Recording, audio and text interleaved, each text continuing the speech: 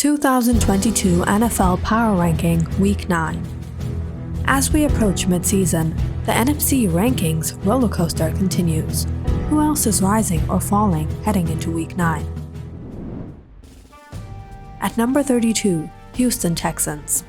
Texan fans were scouting college quarterbacks even before the season, and nothing has happened since to change that. At number 31, Detroit Lions. After scoring 6 total points in their previous 2 games, the Lions scored 27 first-half points and built a 10-point lead over the Dolphins on Sunday. Then they collapsed. At number 30, Jacksonville Jaguars. The Jaguars have lost 5 straight games, and there is no way to sugarcoat it. Trevor Lawrence is a big reason. The rates at which he turns the ball over, takes sacks, and throws inaccurate passes are all among the highest in the league. Such efficiency has made it near impossible for the Jags to claw out wins in one-score games.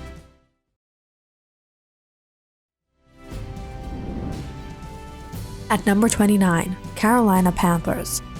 The Panthers should have won in Week 8. PJ Walker threw one of the best passes of the year to DJ Moore in the end zone to tie the Falcons 34-34 with 12 seconds to play in regulation.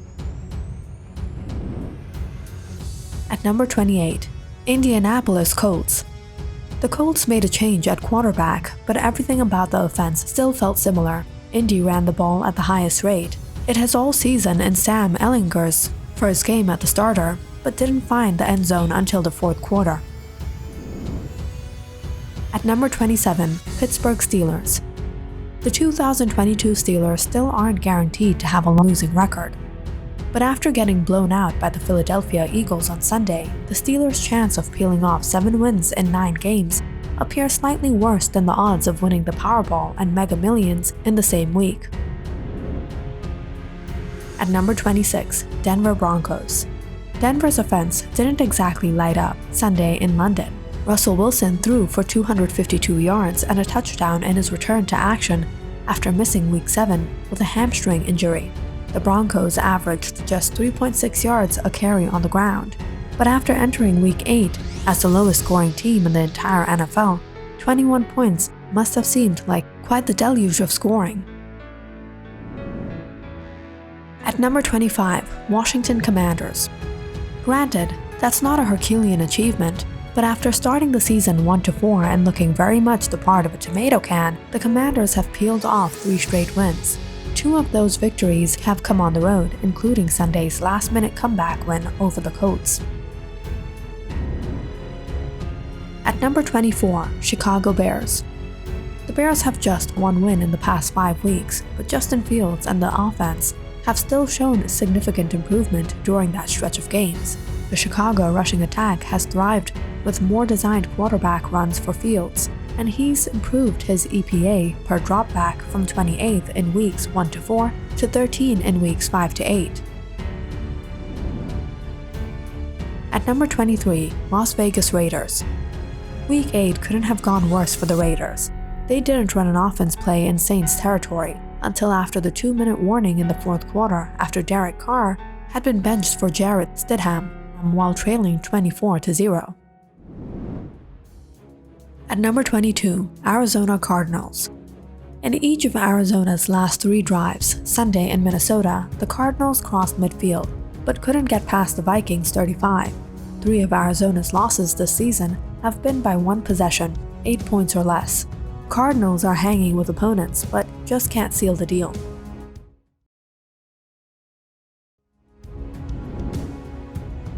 At number 21, Cleveland Browns. There are weeks where the Browns look like a decent team, a squad capable of beating inferior opponents, but not hanging with true contenders. There was last week's 3-point loss to the Baltimore Ravens, a 2-point setback against the Los Angeles Chargers in Week 5. At number 20, Tampa Bay Buccaneers. Tampa's loss to the Ravens in Week 8 frankly wasn't as close as the final score. After starting the season 2-0, Tampa has dropped 5 of 6. Tom Brady just suffered a 3rd consecutive loss for the first time in 2 decades. At number 19, Green Bay Packers. After falling to Bills on Sunday night in a game that frankly wasn't as close as the final score, the Packers have now dropped 4 games in a row. The 3-time defending NFC North champions are a whopping 3.5 games off the pace in the division. At number 18, Atlanta Falcons. Sunday's wildest game took place in Atlanta, where the Carolina Panthers and Falcons battled for first place in the NFC South. In fact, after outlasting the Panthers in a wild back-and-forth affair that went to overtime, the Falcons are the only team in the division with as many wins as losses. At number 17, New Orleans Saints. The 24 points the Saints put up Sunday against the Raiders was actually their lowest scoring game since Week 3. After running back Alvin Kamara publicly stated the Saints were going to whoop the Raiders, they went out and did just that, in no small part because of Kamara's 3-touchdown afternoon. At number 16, Los Angeles Chargers. NFL teams like to head into the bye week with some positive momentum. It was just the opposite for the Los Angeles Chargers, as last week's lopsided loss to the Seattle Seahawks was arguably the Bolts' ugliest game of the year. Linebacker Drew Tranquill told reporters after the setback that it left a bad taste in the team's mouth to hit the bye with a whimper instead of a bang. At number 15, Los Angeles Rams. It's bad enough that the Los Angeles Rams got rolled at home by the San Francisco 49ers in Week 8, but Sunday's loss was nearly a catastrophe. With about a minute left in the game that was already decided, star wide receiver Cooper Kupp had to be helped off the field after suffering an apparent ankle injury. It appears that Kupp avoided serious injury, but head coach Sean McVay admitted to reporters after the game that Kupp never should have been in the game to begin with.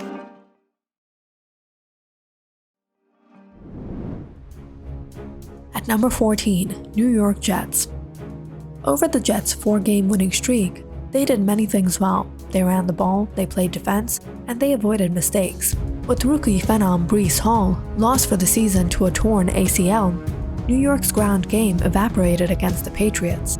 The defense gave away at critical moments, and Jets quarterback Zach Wilson threw 3 back-breaking interceptions.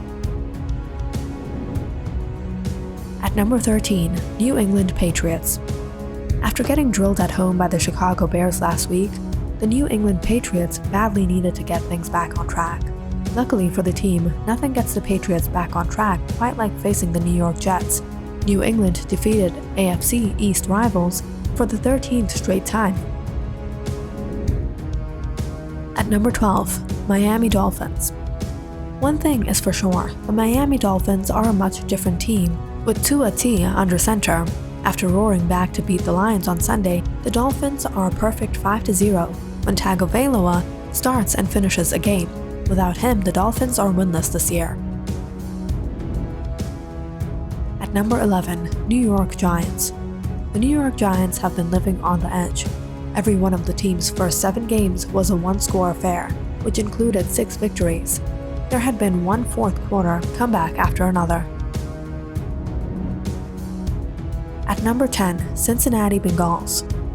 In Cincinnati's defense, to date, they have had slightly better success defending their conference championship this season than the Los Angeles Rams, but that's not saying a lot.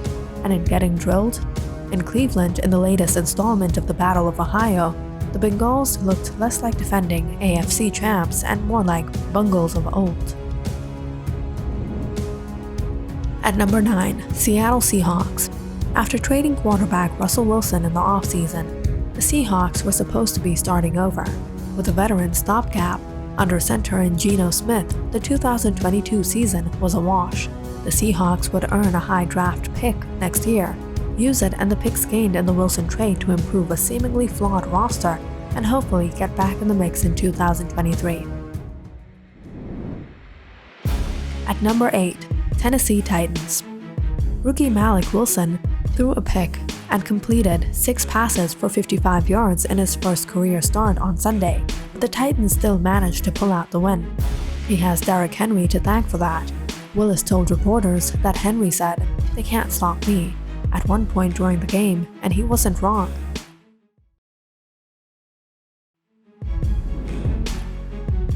At number 7, Minnesota Vikings.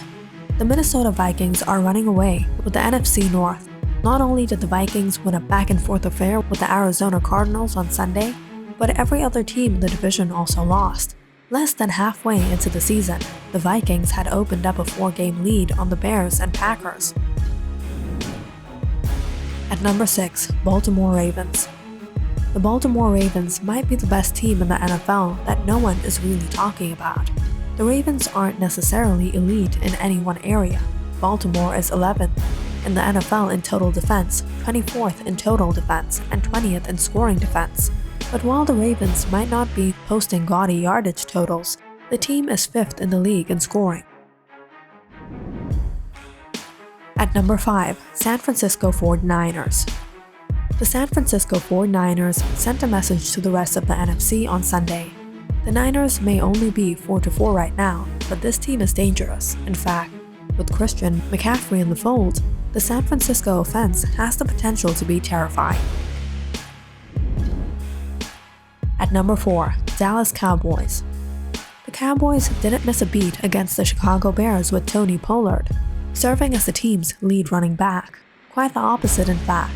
Pollard had a monster game against the Bears, piling up 147 total yards and 3 touchdowns on just 15 touches.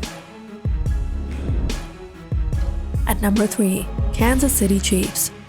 There haven't been many more successful teams in the NFL over the past handful of years than the Kansas City Chiefs. The Chiefs have won 1 Super Bowl, played in another, and won each of the last 6 AFC West titles. There are several reasons for that success, but the biggest is undoubtedly quarterback Patrick Mahomes. At number 2, Philadelphia Eagles. A.J. Brown recorded a hat-trick with his 3-touchdown celebration in the first half, and the Eagles were able to rest their starter with 9 minutes 24 seconds remaining in the fourth quarter. Jalen Hurts is playing like a top 5 quarterback. Brown and the rest of the supporting cast is among the best in the NFL, and the defense is 2nd in yards per play allowed. And finally, at number 1, Buffalo Bills.